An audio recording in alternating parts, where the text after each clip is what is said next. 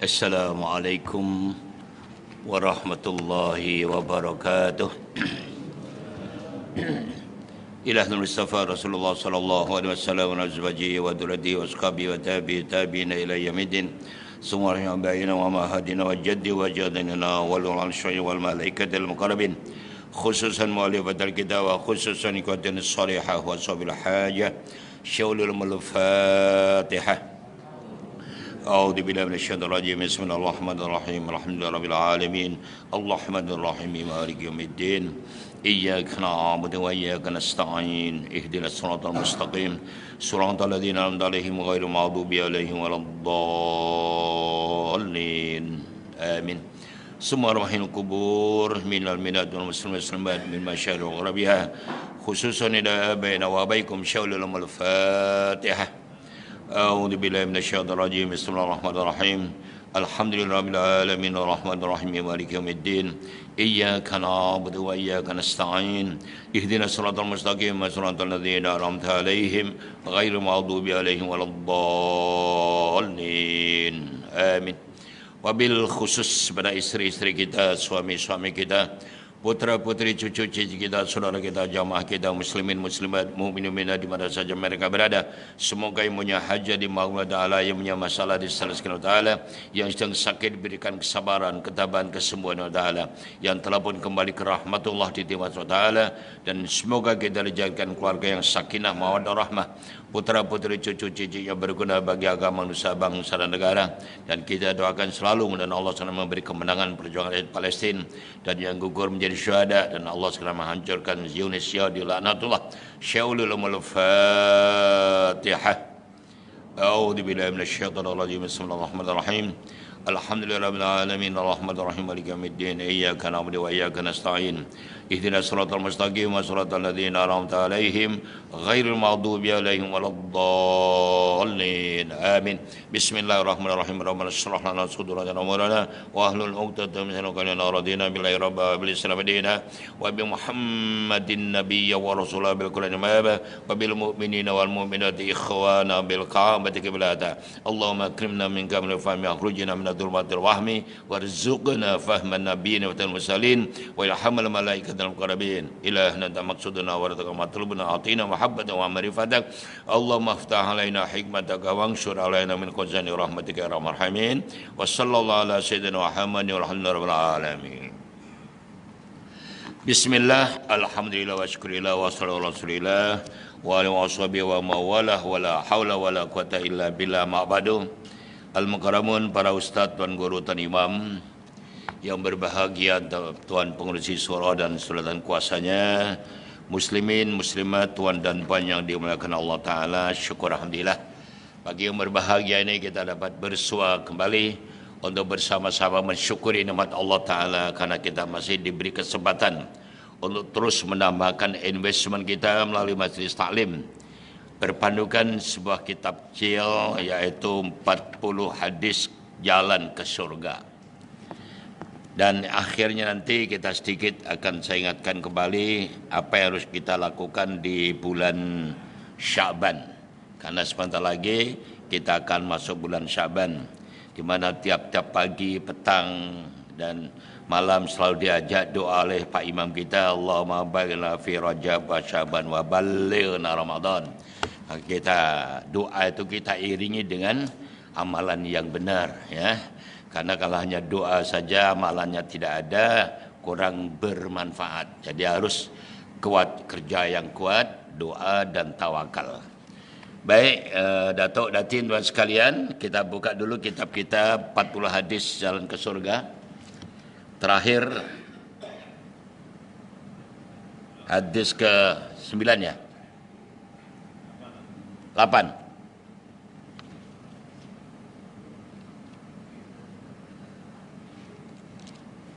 Baik. Tajuknya mengerjakan sujud tilawah. An-Nabi Hurairah radhiyallahu anhu qala Rasulullah sallallahu alaihi wasallam idza qara'a ibnu Adam as-sajda fasajada ya'tazal syaitanu yabqi yaqul ya wailah umira ibnu Adam bis sujud fasajada falahul jannah wa amirtu bisujud fa abaitu faliyal naru, rawahu Muslim. Artinya daripada Abu Hurairah radhiyallahu anhu berkata, Rasulullah SAW bersabda yang bermaksud lebih kurang, apabila manusia membaca ayat yang disunahkan sujud tilawah, lalu mereka sujud, syaitan akan lari, menyendiri, dan menangis seraya berkata, alangkah celakanya manusia disuruh sujud lalu mereka melaksanakannya, maka mereka akan mendapat surga. Sedang aku pernah disuruh sujud, tapi aku enggan, maka aku mendapat neraka.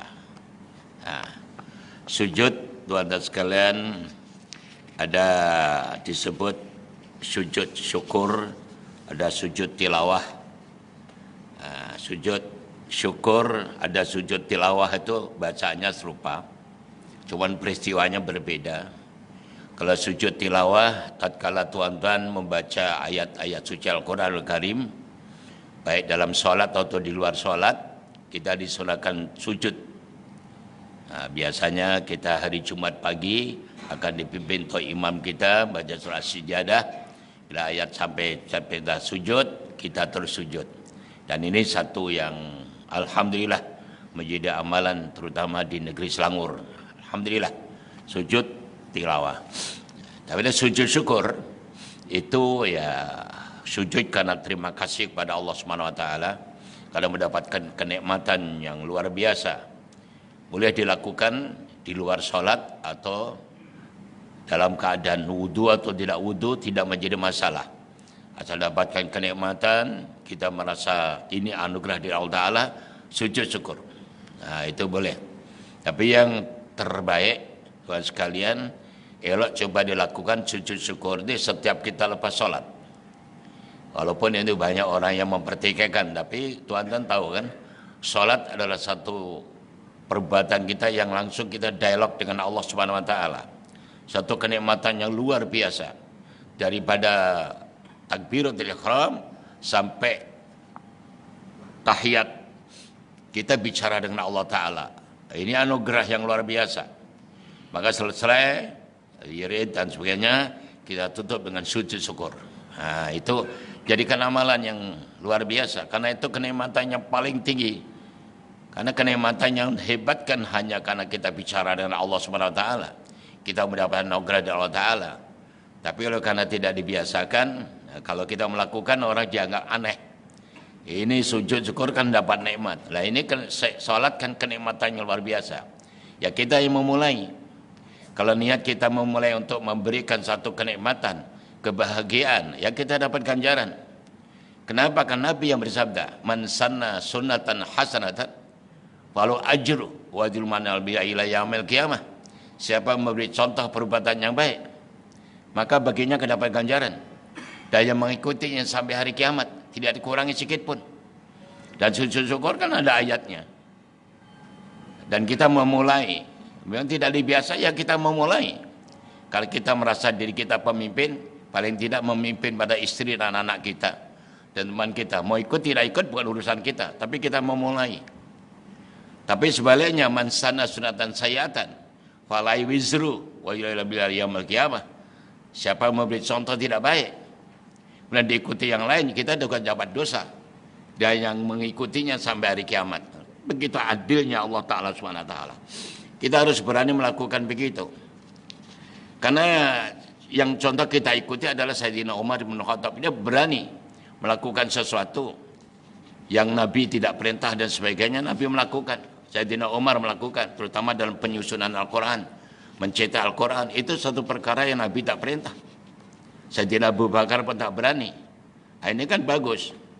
Sayyidina Bilal ibn Rabah, belum ada perintah dari para Rasul, belum ajaran, tapi berani melakukan sholat sunnah, syukur wudhu. Dan kita pelajar semua begitu. Di poin-poin macam ini, dan masih banyak lagi. Ulama-ulama besar, cici Sayyidina Umar sendiri, Umar bin Abdul Aziz, sholat sampai 400 rakaat. Itu kalau tuan tengok, apa ini sampai kiamat Anda tidak melakukan. Bismillahirrahmanirrahim, ya Allah, aku melakukan untuk karena Allah Ta'ala. Okey. Sujud syukur. Senang aja. Kalau sujud syukur, nawaitu sajidata syukri lillahi ta'ala. Allah Akbar. Bacanya sama dengan sujud tilawah. Sedangkan Allah berfirman, la in syakartum la zidannakum wa la in kafartum inna adzabi lasyadid. Jika kalian mensyukuri atas nikmatku, mesti aku tambah. Kalau tuan grammar bahasa Arab, belajar grammar bahasa Arab, la azidannakum itu lamnya lam taukid ditambah nun taukid sakilah. Benar-benar mesti aku tambah. Nah, coba bayangkan, kita lakukan dong. Itu lakukan. Itu sujud syukur. Boleh dilakukan ada tiap-tiap sholat, baik sholat wajib, sholat sunnah. Kita biasakan, nanti kalau kita habit menjadi karakter kita, ya senang. Yang belum mulai itu adalah ragu-ragu lah, inilah itu dan sebagainya.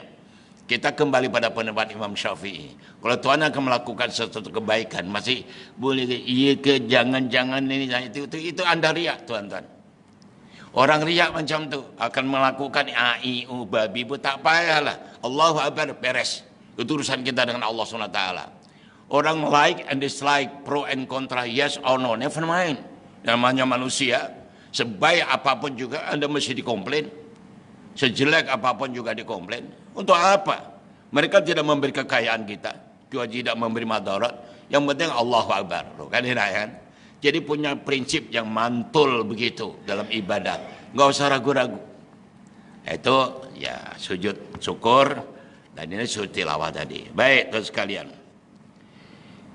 An Aisyah radhiyallahu anha qalat kana Rasulullah sallallahu alaihi wasallam yaqulu fi sujudil Quran bil lail sajada wajhiya lilladzi khalaqahu wasyaqqa samahu wa basarahu bihauli wa quwwati wa tabarakallahu ahsanul khaliqin. Akhrajal Hakim. Nah, ini ucapan dalam sujud tilawah atau sujud syukur. Artinya lebih kurang daripada Aisyah radhiyallahu anha berkata adalah Rasulullah SAW membaca doa ini dalam sujud tilawah pada waktu malam yang bermaksud mukaku telah sujud kepada Tuhan yang menciptakannya, yang membelah pendengarannya dan penglihatannya dengan daya dan kekuatannya. Maha suci Allah, baik-baik pencipta. Itu artinya sujud tilawah tadi atau sujud syukur. Yang penting datuk, datin dan sekalian kita lakukan. Karena telah melakukan satu perbuatan baik, mesti Allah akan balas. Keterangan. Di dalam Al-Quranul Karim terdapat 14 tempat sujud tilawah. Sujud tilawah disunahkan kepada pembaca Al-Quran, pendengarnya dan orang yang terdengar bacaan itu atau mustami'. Hukum mengerjakannya adalah sunnah, bukan wajib. Sayyidina Umar bin Khattab radhiyallahu anhu pernah menyampaikan khutbah Jumat dengan membaca surah An-Nahl. Apabila sampai kepada ayat yang dituntut melakukan sujud tilawah, beliau turun daripada mimbar dan melakukan sujud. Para hadirin yang mendengar khutbah juga sujud bersamanya. Kemudian pada Jumat yang berikutnya, beliau membaca lagi ayat itu dan hadirin pun bersiap sedia untuk sujud. Sayyidina Umar radhiyallahu anhu berkata, wahai sekalian manusia, sesungguhnya kita melalui ayat sujud tilawah. Sesiapa yang sujud, maka tindakannya itu tepat. Dan siapa yang tidak sujud, maka tiada dosa atasnya. Lalu Umar radhiyallahu anhu tidak melakukan sujud tilawah. Hadis riwayat Abu Al-Bukhari, sujud Al-Quran nomor hadis 1027. Itu hebatnya sahabat Rasulullah SAW namanya Umar. Kadang-kadang sujud, kadang-kadang tidak. Nah, ini masalahnya. Macam Nabi SAW juga begitu. Kenapa tidak memberatkan dan sebagainya. Jadi itu soalnya. Keberanian Sayyidina Umar melakukan begitu. Tengah-tengah khutbah dia turun sujud. Yang lain pun tidak banyak komen, terus ikut juga sujud bersama. Bukan mengatakannya apa Umar ini, Nabi tak buat, kenapa melakukan gitu? Tak ada pun. Ikut saja. Bahkan apa yang dilakukan Khulafaur Rasyidin itu langsung diiktiraf oleh Rasulullah sallallahu alaihi wasallam. Kalau tuan punya buku 40 hadis akhir zaman, di hadis yang pertama, di situ Rasulullah bersabda, "Alaikum bisunnati wa nassunatul khawrasyidin al-mahdiyyin. Artinya lebih kurang, wajib kalian mengikut sunnah-sunnahku dan sunnah khulafar rasyidin. Jadi sunnah rasyidin adalah Sayyidina Abu Bakar, Umar, Utsman dan Ali. Apa saya lakukan 4 orang ini, itu langsung diiktiraf oleh Rasulullah SAW. Jadi tak usah ragu-ragu.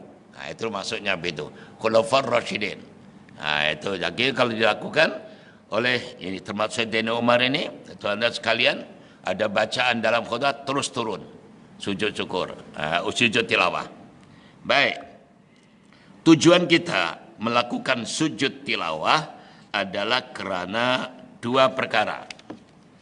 Pertama, supaya kita tidak termasuk di dalam golongan yang dikeji oleh Allah Ta'ala melalui firman-Nya dalam surah Al-Insyiqaq ayat 21. A'udzubillahi minasyaitonirrajim. Wa idza quri'a 'alaihimul Qur'an la yasjudun.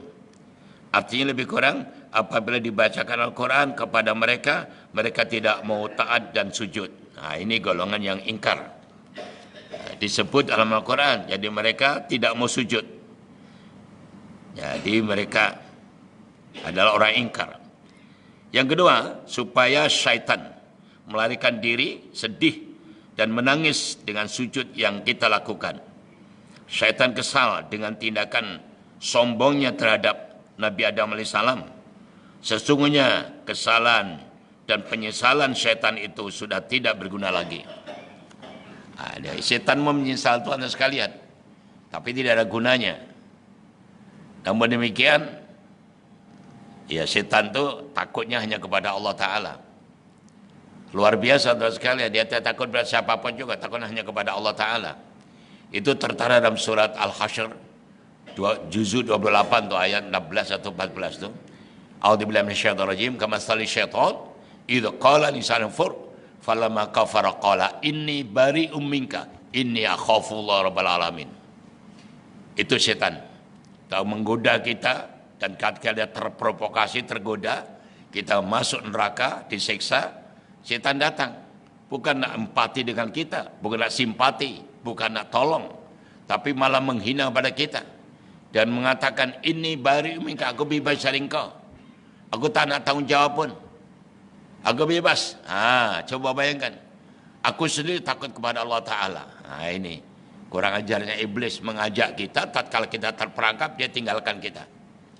Malah kita dihinakan begitu. Itu gaya setan sudah diucapkan. Sudah diabadikan Allah Ta'ala. Jadi Tuhan jangan terperangkap dong. Ini setan ada 2 jenis kan. Ada setan kepala gundul, ada setan yang makan nasi kerabu itu. Yang gayanya sama. Aba wastakbaro, sombong dan membangkang dan sombong. Itu kerjanya. Jadi kita aja yang salah, mudah terprovokasi. Soal itu jangan menyalahkan siapapun juga, kecuali salahkan diri sendiri. Sebagaimana saranan Rasulullah SAW, tuba liman syaghalahu aibu wa ayubinas. Bahagia sekali orang pandai mencari kesilapan diri sendiri daripada mencari kesilapan orang lain. Waste time lah Tuhan, dia tak ada masa lah untuk menyalahkan orang lain. Kita yang salah. Karena decision maker ada di tangan diri kita sendiri. Tentang luaran-luaran itu kan, kenapa kita terpengaruh? Quran ada, Rasulullah SAW ada, dasarnya ada, kenapa ikut-ikut? Akhirnya menyalahkan sini, menyalahkan situ. Ada apa ini? Ya nggak bisa. Salahkan diri sendiri. Iblis yang menyesal juga, tidak mau sujud. Tapi penyesalan tidak ada gunanya. Namun tatkala dimasukkan ke neraka, iblis masih sombong lagi. Kenapa? Dia mengatakan, aku dicipta dari api. Kembali ke neraka memang tempat gue, tempat I. Coba bayangkan. Itulah Tuhan sekalian, macam kita kerja, sudah pensiun balik kampung. Balik kampung. Sirih balik ganggang kan begitu. Setan dari api, kembali api memang tempatnya. Yang kita ini, baru pada puntung rokok aja teriak-teriak, sombong pula. Oke, Datuk Datin, Tuhan sekalian Allah Ta'ala. Akhirnya, diisyaratkan kepada orang yang ingin melakukan sujud tilawah, semua perkara yang disyaratkan di dalam solat, yaitu suci daripada najis, ada dalam keadaan berwuduk, menutup aurat dan menghadap kiblat. Kaifiahnya takbir beserta niat sujud tilawah. Sujud kemudian duduk dan memberi salam. Jadi itu sujud tilawah, Allahu Akbar begitu. Itu sujud tilawah. Tapi kalau sujud syukur berbeda. Tidak ada wudu pun tak apa dan sebagainya sekalian. Itu perbedaannya begitu. Dan sujud syukur itu bebas. Waktunya pagi, petang, siang, malam, apapun itu jadi. Baik. Di dalam sujud itu disunahkan membaca doa seperti hadis riwayat Sayyidina Aisyah radhiyallahu anha di atas tadi. Oke, baik. Hadis ke-9. Tajuknya berpuasa. An Abi Sa'id Al-Khudri radhiyallahu anhu qala Rasulullah sallallahu alaihi wasallam ma min abdin yasumu yauman fi sabilillah ila ba'dallahu bidzalika yaum wajhahu 'alan nar sab'ina kharifan muttafaqun alaih. Artinya daripada Abu Sa'id Al-Khudri radhiyallahu anhu berkata, Rasulullah SAW bersabda yang bermaksud lebih kurang, tidaklah seorang hamba berpuasa pada jalan Allah, melainkan Allah akan menjauhkan mukanya dari api neraka sejauh 70.000 tahun. 70 tahun. 70 tahun disebabkan puasanya pada hari itu. Hadisnya riwayat muttafaqun alaih, Bukhari dan Muslim. Apa jenis puasa? Coba bayangkan sekali. Sebegitu, ya Allah, sikit aja kita puasa, ganjarannya luar biasa. Berkali-kali saya sampaikan pada Dato sekalian, tatkala kita bicara Quran dan Sunnah, kalau bicara ganjaran, nggak usah bingung-bingung. Otak kita nggak usah dipakai, nggak nyampe tuan-tuan. Iya ke, betul ke, tak masuk akal, jangan. Memang akal kita nggak nyampe. Ya ikut saja sudah. Macam ini jadi puasa. Ini puasa lah, apa saja pokoknya puasa 1 hari. Dijauhkan perjalanan 70 tahun di jalan neraka. Kan muat. Apalagi diikuti puasa Isnin, Kamis, Yaumul Bid, bulan Rajab, bulan Sya'ban. Kan enak itu. Jadi ambil secara am, pokoknya puasa ini ganjarannya. Dan riwayatnya hadis yang paling tinggi nilainya, muttafaqun alaih atau Bukhari Muslim. Nah, poin walaupun kita tidak hafal hadisnya, tapi pernah mendengar. Terus jadikan pedoman dong. Terus kita berani memviralkan kepada keluarga kita paling tidak, teman-teman kita. Rajin-rajinlah puasa. Terserah puasa situ Nabi Daud, sehari puasa tidak pun boleh. Nah, itu caranya begitu. Kalau Siti Maryam 2 hari puasa, 2 hari tidak. Kalau Nabi kita Isnin, Kamis, Yaumul Bid, itu aja. Terserah tuan dan mau puasanya bagaimana caranya. Ini bulan Rajab ini sudah hampir habis, sudah 23 atau 24 Rajab. Bagaimana? Sudah puasa belum? Paling tidak saya sarankan pada bulannya lepas kurang. Jangan kurang dari 10 hari. Ini sudah 23 hari, takkan 10 hari belum. Nah, karena apa? Karena Anda terprovokasi. Ucapan mana ada asalnya, tak betul lah, inilah, tak sokeh lah dan sebagainya. Last minute tuan-tuan tak puasa. Siapa yang rugi? Rajab akan habis, tapi Anda belum puasa pun. Karena terperangkap dengan pikiran-pikiran picik. Pikiran-pikiran rendahan. Tak adalah hadirnya, solat ini tak ada. Solat 20 sudah belum? Puasa dah belum? Pikirlah tuan-tuan. Kita dah mau mati ni. Banyakkan amal, bukan ngomel. Ngomel aja kerjanya. Karena bicara adalah profesor lah, doktor lah, dari Timur Tengah dan sebagainya. Apa kano ni? Siapa dia? Yang penting kita amal lillahi ta'ala. Full stop. Lillahi ta'ala nuktah. Istilah bahasa sekarang tu. Udah. Yang memberi ganjaran Allah bingung aja. Sekarang tambah lagi. Hujah ini sekarang. Puasa. Bebas puasa apa saja 1 hari akan dijauhkan dari api neraka sejauh 70 tahun. Masya Allah, luar biasa. Enggak boleh dibantah karena hadisnya Imam muttafaqun alaih. Nah, gitu dong, yang gagah tuh, yang pidi, percaya diri. Bingung aja. Yang ditanya puasa tidak, orang yang tidak pernah puasa. Ya, jangan lah. Payahlah puasa, sunnah aja. Tak adalah, lah sudah. Akhirnya hilang kesempatan itu. Masih ada kesempatan, rebut tuan dan sekalian ya. Pastikan dapat 10 hari paling tidak. 7 pun okey lah, bebas dari api neraka. Kalau 8 masuk surga, dibukakan pintu surga, beres saja. Di ganjaran-ganjaran ini sekali lagi, jangan dipikir dengan otak, nggak nyampe.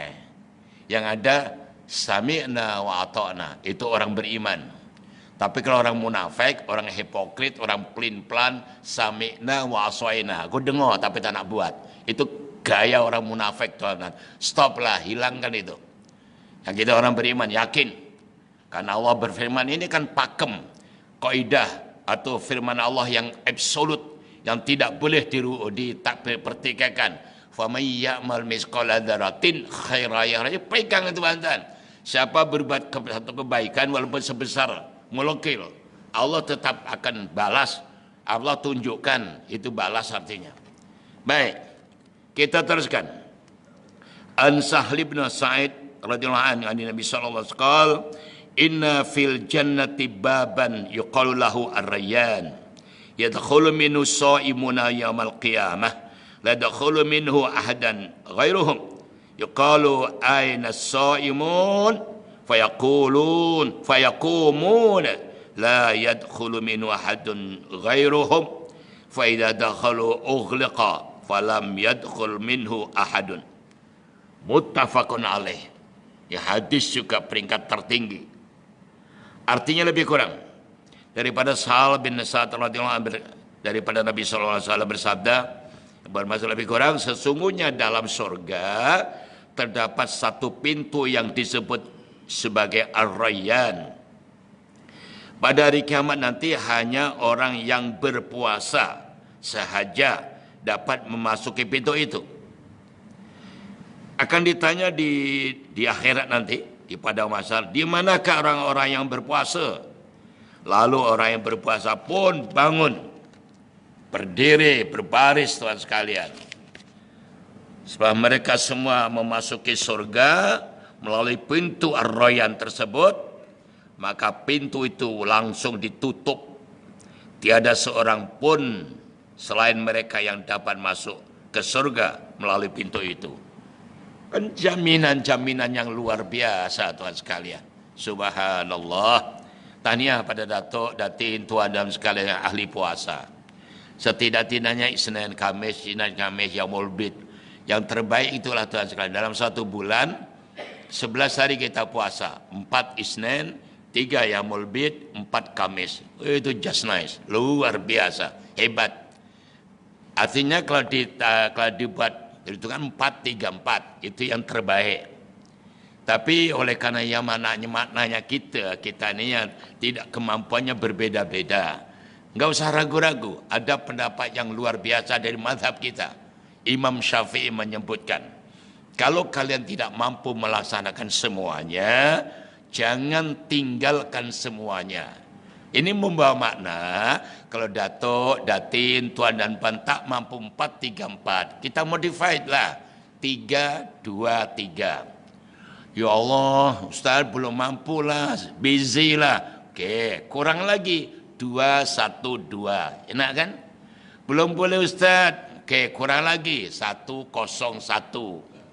Tak boleh Ustaz, kurang lagi 1-0-0 atau 0-0-1 atau 0-1-0. Tak boleh lagi, tempatnya tak jauh 21 dari sini. Masuk aja section 21. Entah orang degil setengah mati ya. Macam mana ini tuh ada? Janganlah macam tu. Maunya surga. Ya Allah masukkan surga. Puasa je tak mau. Surga ni mbahmu itu. Janganlah tuannya. Itu salah satu di antara senang Islam tu. Senang. Jadi begitu caranya. Tapi terlatih. Dibuat. Ada progres. Ada kemampuan untuk merubah. Kan perubahan itu kan harus suatu perkara yang mesti dilakukan oleh setiap orang yang berakal sehat. Karena Rasulullah bersabda yang artinya lebih kurang, Orang yang untung, ada orang yang esok lebih baik daripada hari ini. Orang yang rugi, kalau esok sama aja dengan hari ini. Orang bankruptcy lebih jelek. Jadi yang ada hanya lebih baik. Naikkan sikit tapi naik. Okey, alhamdulillah. Kita teruskan dan sekalian. Keterangan berpuasa merupakan ibadah yang sangat besar pahala dan faedahnya. Ibadah lain kita dikurniakan pahala di antara 10 hingga 700 pahala sahaja. Namun pahala puasa dirahasiakan oleh Allah. Allah akan mengurniakan pahala puasa sebanyak-banyaknya tanpa dapat dihitung oleh makhluknya. Karena puasa itu separuh kesabaran. Allah berfirman, a'udzubillahi minasyaitonirrajim, innama yuwaffas sabiruna ajrahum bighairi hisab. Surah Az-Zumar ayat 10. Yang maksudnya lebih kurang, sesungguhnya orang-orang yang bersabar akan disempurnakan pahala mereka dengan tidak terkira banyaknya. Karena puasa identik dengan kesabaran. Puasa bukan sekedar menahan lapar dan dahaga sahaja, tetapi perlulah juga menjaga seluruh anggota badan dari melakukan dosa. Orang yang berpuasa pada jalan Allah ialah mereka yang berpuasa dalam peperangan. Mereka sanggup berlapar dan dahaga walaupun sibuk dengan menghadapi musuh, seperti yang berlaku pada peperangan Badar Al-Kubra. Mereka mendapat pahala yang sangat besar, yaitu 1 hari berpuasa pada jalan Allah akan dijauhkan mukanya dari api neraka 70 tahun. Namun jika puasa itu akan menyebabkan tewas kepada musuh, maka ketika itu mereka wajib berbuka. Pintu Ar-Rayyan disediakan kepada orang-orang yang rajin berpuasa fardu ataupun puasa sunnah. Seperti puasa Isnin dan Kamis, puasa 3 hari dalam sebulan, atau puasa Yaumul Bid, puasa Tasua, Ashura, puasa pada bulan-bulan haram, puasa Arafah, nisfu Sya'ban dan sebagainya. Ar-Rayyan artinya minuman air hingga puas dan hilang dahaga di dunia. Mereka sanggup berlapar dan dahaga, maka di surga mereka dihidangkan dengan beraneka macam makanan dan minuman. Mereka dapat menikmati sepuas-puasnya. Ya, itulah maknanya inna ma'al usri yusra. Di sebalik penderitaan ada juga kemudahan.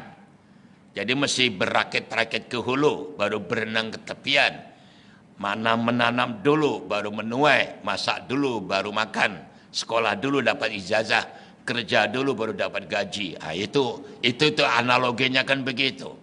Jadi kalau sudah puasa berat di dunia, tinggal ringannya di akhirat. Tak boleh Tuhan makan aja, tak pernah puasa, nanti lapar di akhirat. Kan itu aja. Bagaimanapun yang lakukan begitu. Namun kita menjelang puasa nanti kita akan tahu kan, kita ulang balik. Puasa itu ada 3 tingkatan. Ada puasa umum, ada puasa khusus, ada puasa khusus. Ditingkatkan begitu. Nanti kita ada begitu, ya. Kalau puasa umum sekedar tidak makan, tidak minum, tidak hubungan suami istri dari terbitnya fajar shadiq sampai maghrib, atau puasa peringkat biasa lah. Kita harus naik pada puasa khusus. Setidak-tidaknya 6 syarat harus dilakukan. Nanti kita ulang balik, kita poin-poin aja dulu. Untuk nilai puasa kita ini, walaupun puasa sunnah atau puasa pun kita, 6 ini harus kita jaga.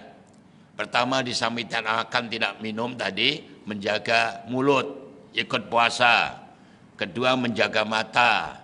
Ketiga, menjaga telinga. Keempat, menjaga seluruh anggota badan. Kelima, yaitu jangan terlalu kenyang waktu berbuka. Dan yang keenam, mohon pada Allah supaya diterima puasa kita ini. Kita tidak boleh overconfident. Tidak boleh confident, mesti terima. Belum tentu. Untuk apapun amalan, selepas selesai mohon pada Allah. Setidak-tidaknya ikut apa diajarkan Nabiullah Ibrahim dan putranya Nabi Ismail. Selesai membangun Ka'bah, mundur 1 tapak. angkat kedua tangan. Rabbana taqabbal minna innaka antas samiul alim. Ini contoh yang luar biasa. Walaupun amalannya mulia, amal yang luar biasa, membina Ka'bah. Tapi mohon ya Allah, Rabbana taqabbal minna, terimalah kami. Terimalah amalan kami. Innaka antas samiul alim, Kau maha mendengar lagi maha mengetahui. Loh, kan gitu. Dan juga begitu, setiap kita lakukan, setidak-tidaknya akan tidur, kita berikan pada Allah. Ya Allah, kalau seandainya sepanjang hari ini banyak amal yang baik, mohon diterima ya Allah. Kalau banyak tidak baik, mohon dimaafkan. Enak aja tuan-tuan. Dengan bahasa kita pun, Allah terima. Ya, jadi jangan terlalu overconfident. Ya, itu persoalannya. Baik teman sekalian, itulah ya pengajian kita 2 tajuk saja. Kita berhenti pada hadis ke-10, tajuknya menunaikan haji dan umrah. Kita bicara tentang sekarang tambahan untuk bicara bulan Sya'ban pula. Alhamdulillah, karena kita nanti datang bulan depan sudah terlepas pula. Nah, bulan Sya'ban, bulan yang juga dimuliakan Allah Subhanahu wa taala. Jadi tepatlah doa Pak Imam kita dan Tuhan sendiri, Allahumma balighna fi Rajab wa Sya'ban wa balighna Ramadan. Sya'ban, baik. Kitabnya biasalah yang suka bab ibadah-ibadah atau bab fadilah-fadilah ini banyak dibicarakan dalam kitab Durratun Nasihin oleh Ustaz Usman Asy-Syakir Al-Khaybawi. Dasar pembicaranya adalah dalam surah Asy-Syura, surat Asy-Syura ayat 19 hingga 20. A'udzubillahi minasyaitonir rajim. Bismillahirrahmanirrahim. Allahu latifum bi ibadi yarzuqu man yasha wa huwal qawiyyul aziz. Man kana yuridu harsal akhirah najid lahu fi harsih wa man kana yuridu hasad dunya nuti minha wa ma lahu fil akhirati min nasib. Shadaqallahul adzim. Artinya lebih kurang, dengan nama Allah yang Maha Pengasih lagi Maha Penyayang, Allah itu Maha Pengasih kepada semua hamba-hambanya dan memberi rezeki kepada siapa yang dikehendakinya. Dan dialah Allah Maha Kuasa lagi Maha Perkasa. Barang siapa menghendaki ganjaran yakni pahala di akhirat, maka kami akan tambahkan pahala kepadanya, ya didapat ganjaran dunia. Dan barang siapa menghendaki ganjaran dunia saja, maka akan kami beri balasannya di dunia, akan tetapi dia tidak mempunyai bahagianya di akhirat. Luar biasa tuan sekalian. Kenapa Al-Allamah Ustaz Usman Asy-Syakir Al-Khaybawi menjadikan ayat ini tentang rezeki? Karena bulan Sya'ban ini bulan, tuan tahu kan, di malam nisfu Sya'ban itu bulan pergantian buku baru. Buku lama akan ditutup, buku baru akan dibuka. Di saat itulah tuan-tuan mohon kepada Allah tentang rezeki. Dan ini suatu ketika amalannya itu, kadang malam-malam nisfu Sya'ban, kalau tuan-tuan mampu baca surah Yasin 3 kali. Di malam nisfu Sya'ban, Yasin 3 kali. Yasin pertama mohon pada Allah Ta'ala tetap iman dan Islam. Yasin kedua mohon pada Allah tetap diberi rezeki yang berkah banyak halalan thayyibah. Dan ketiga mohon supaya panjang umur, murah rezeki dan untuk ibadah kepada Allah. Itu salah satu di antaranya kiat-kiat yang dilakukan para ulama-ulama sufi. Apa yang terjadi? Jika simpunkan saja tahun sekali ya, masa tidak mengizinkan. Jadi dalam bulan Sya'ban ini, berdasarkan kitab ini ada 9 amalan juga. Rajab juga ada 9 amalan, Sya'ban juga begitu. Pertama, perbanyak membaca sholawat. Bulan Sya'ban perbanyak membaca sholawat. Bulan Sya'ban ini kalau di masyarakat kami disebut bulan ruah. Bulan ruah. Ruah atau Sya'ban. Kenapa disebut ruah? Karena banyak orang mengirim arwah, doa-doa, banyak kenduri, banyak orang-orang jemput untuk tahlil, untuk arwah. Kenapa? Akan sebentar lagi masuk bulan suci Ramadan. Nah, kita hadiah pada ibu bapak atau dan anak kita. Mereka juga merasa bangga karena akan masuk bulan Ramadan. Dihadiahin. Itu bulan arwah, bulan ruah. Baik. Yang kedua, perbanyak istighfar. Perbanyak istighfar. Karena dasarnya juga jelas Tuhan sekalian. Di sini Rasulullah SAW bersabda, ma min sautin ahabba ila Allah taala min sauti abdin mudrimin taba ila Allah taala fayaqul labbik ya abdi salma turid. Tidak ada suara yang paling disukai Allah daripada suara seorang hamba yang berdoa dan taubat kepada Allah taala. Maka Allah berfirman, aku di sini hai hambaku, mintalah apa-apa yang engkau inginkan. Al-hadis hadis sahih. Ini berkenan bulan Sya'ban. Kemudian banyak kasih sayang. Kita berbanyak kasih sayang, terserah pada keluarga dan sebagainya. Kita ambil poin-poin saja. Yang keempat, tuan sekalian, di malam nisfu Sya'ban saya sebutkan tadi, malam tuan-tuan, malam pergantian buku. Persiapkan tuan-tuan siangnya puasa. Puasanya tuan sekalian, di malam nisfu Sya'ban itu nanti kalau boleh salat dan baca Quran dan sebagainya. Karena Allah Ta'ala, Rasulullah bersabda begini, yarfa'ullahu amal ibad kulha fi hadha syahr. Allah telah menerima semua amalan para hamba Allah di bulan ini. Al-hadis disahihkan oleh sementara para hadis. Jadi malam nisfu Sya'ban, malam pergantian. Lakukan sesuatu yang luar biasa. Jangan biasa-biasa, yang luar biasa.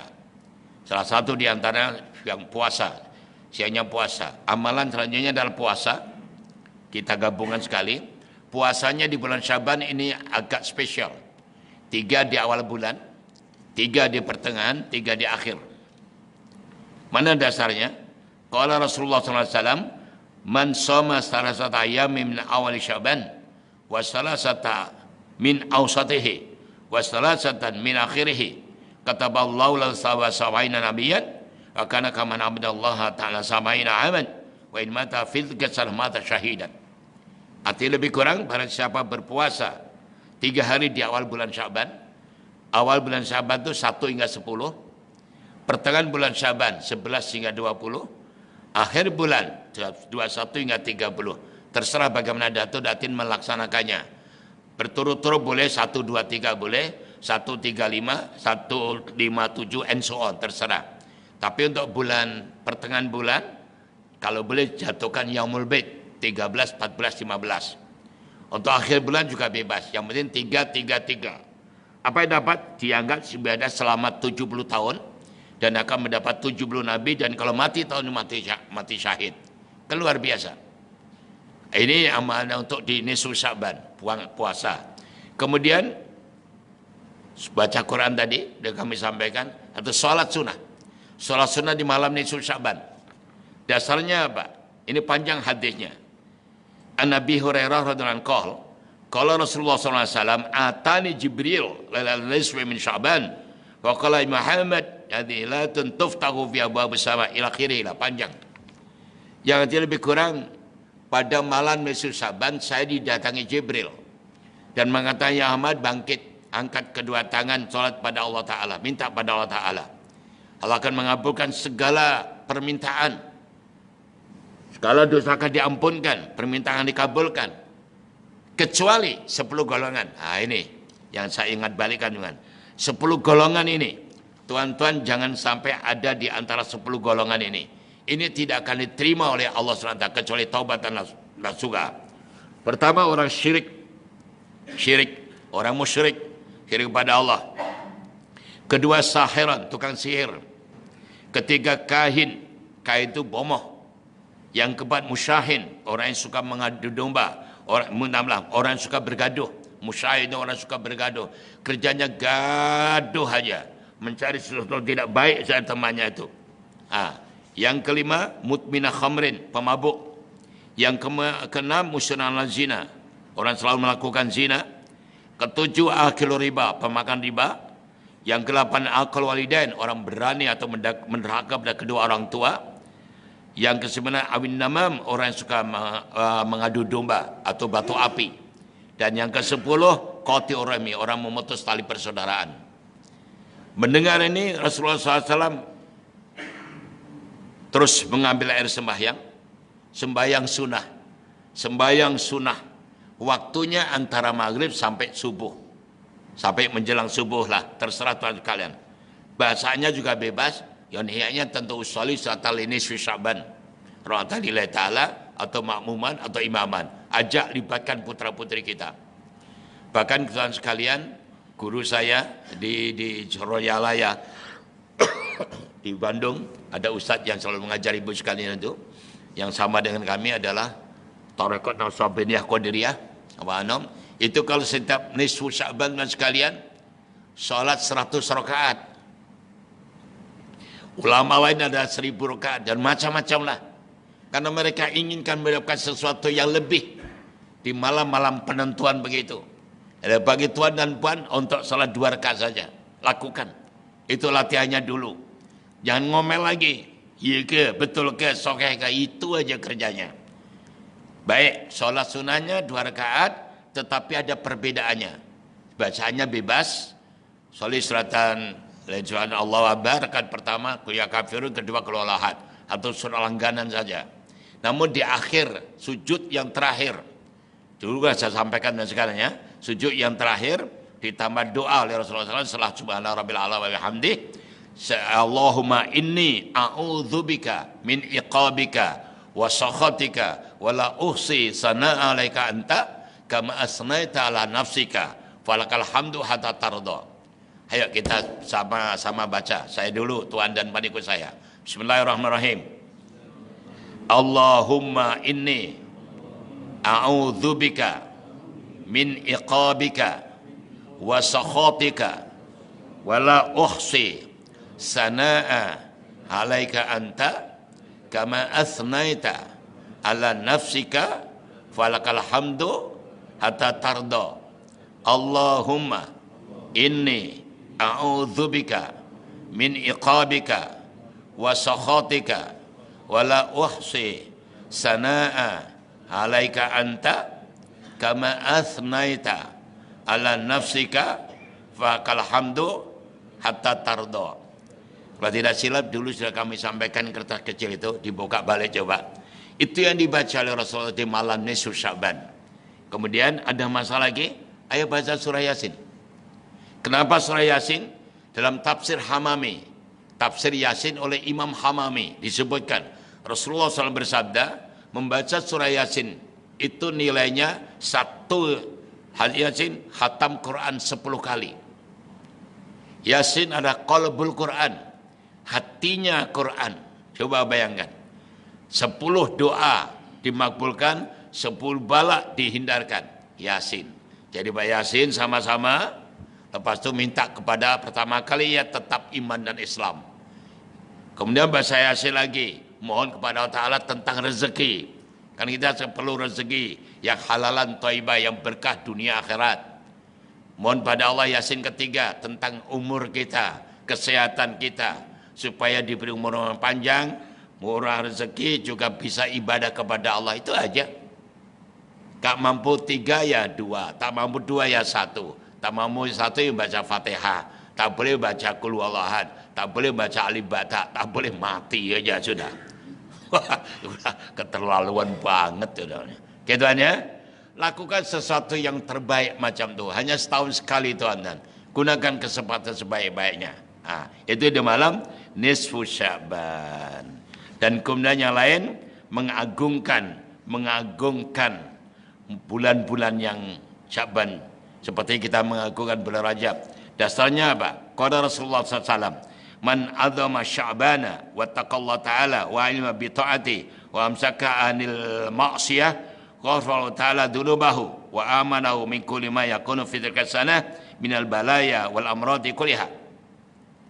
Artinya lebih kurang, barang siapa mengagung-agungkan bulan Sya'ban, yaitu memuliakan bulan Sya'ban dengan takwa kepada Allah dan berbuat ketaatan kepadanya, maka serta menahan diri daripada perbuatan maksiat, maka Allah Ta'ala akan mengampuni semua dosa-dosanya dan menyelamatkannya di dalam tahun itu dari segala macam bencana dan daripada macam-macam penyakit. Luar biasa kan? Kita mengagungkan, kita nawa itu, saya Allah, saya memuliakan bulan Sya'ban supaya apa yang diajarkan oleh Rasulmu. Dan terakhir, yaitu sholat malam atau qiyamul lail. Nah, qiyamul lail di bulan Sya'ban. Karena dasarnya ini juga luar biasa. Qala Rasulullah sallallahu alaihi wasallam, man ahya lailatal idaini wa lailatal nisfi min Sya'ban lam yamut qalbu idza hina tamutul qulub.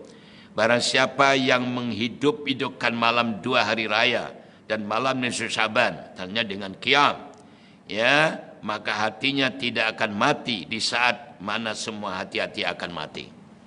Oke, tuan sekalian, begitulah salah satu di antara beberapa amalan yang kita lakukan di bulan Sya'ban. Kita lakukan Sya'ban dari kata-kata Shin, Asyarah, kemuliaan, Al-Izzah, Ainnya Izzah, kemuliaan, ya. Sya'ban, Shin, Ain, Ba, Al-Bir, kebaikan, Ba, Alif, Al-Ufah, Ufah lemah lembut, Nun, Nur, cahaya. Jadi itu lakukan begitu. Bulan kita muliakan dan kita selalu doa yang dijadikan Allahumma barikna fi Rajab wa Sya'ban wa balighna Ramadan. Kita sekalian, selamat beribadah. Mudah-mudahan kita mendapatkan satu anugerah yang luar biasa, kemampuan untuk melakukan begini di bulan yang demikian ini. Karena kalaulah Allah telah memberikan kenikmatan kepada kita, anugerah yang kita tidak gunakan, itu rugi besar, tuan-tuan. Ya, anugerah yang dipersiapkan, yang diberikan kepada hambanya, tuan-tuan tak kisah, itu berat, tuan sekalian. Ya, seperti sering saya sebutkan, Rajab, Sya'ban dan Ramadan itu bagaikan kalau itu hadiah daripada Allah Ta'ala. Saya ulang balik, contoh saya suka buat macam itu, tuan-tuan sekalian. Contoh, tuan-tuan, macam ini, katakan sekuntum mawar putih lah. Sekuntum mawar putih atau sekuntum mawar merah. Ini kalau diberikan pada seorang gadis cek mek molek yang cantik, yang ayu, yang anggun, maka akan disimpan, dimasukkan di pintu atau di bilik tamu atau di hall begitu, maka cantik, indah, mekar, baunya wangi, indah suasananya. Tapi apa kata kalau sekuntum mawar putih ini atau mawar merah ini diberikan seekor monyet atau beruk atau bahasa Jepangnya ketek, tuan sekalian. Hancur lebur jadi debu, layu sebelum berkembang, berantakan, tuan-tuan. Macam itulah. Sehebat apapun bulan Rajab, Sya'ban dan Ramadan, kalau yang menerima adalah orang yang tak paham, orang yang tak kisah dengan anugerah, hancur, tuan-tuan. Tak ada nilai sama sekali. Jadi tahniah pada Datuk, Datin, tuan sekalian yang diberi kemampuan Allah Ta'ala bisa menyerap, bisa menikmati anugerah itu dan kita laksanakan sewajarnya. Bahkan dilebihkan, karena kelebihan-kelebihan itu yang akan dilebihkan oleh Allah Ta'ala sekarang. Karena Allah sudah berfirman, Anna inda dhani atibih, aku terserah dengan hambaku. Hambaku serius juga aku serius. Hambaku main-main, aku juga main-main. Jadi jangan pernah main-main dengan Allah Ta'ala, masih serius. Tahu tidak serius atau tidak, itu Allah yang mengetahui. Karena Allah sudah berfirman dalam kitab Zabur. Dan sekali kitab suci juga itu. Hai Daud, Allah berfirman, kalau hambaku yang mau menyerahkan total kepadaku, segala-galanya kembali kepadaku, itu saya lihat daripada hatinya, dari dalamnya hatinya, keikhlasannya, maka aku akan tanggung. Aku akan selamatkan daripada malapetaka dan apapun juga. Akan saya sampaikan apa yang dihajatkannya. Tapi sebaliknya, kalau hambaku yang tidak menyerah kepadaku, tidak kembali kepadaku, itu saya lihat daripada hatinya, dari niatnya, maka aku akan bebaskan dia, aku hancurkan di mana dia. Coba bayangkan sekalian. Jadi Allah SWT itu maha cemburu, tuan dan sekalian. Bukan hanya cemburu, maha cemburu. Apapun juga kita serahkan kepada Allah. Apapun juga lillahi ta'ala. Dan itu Allah tidak mau ucapan, tidak mau omongan. Yang Allah lihat adalah hati.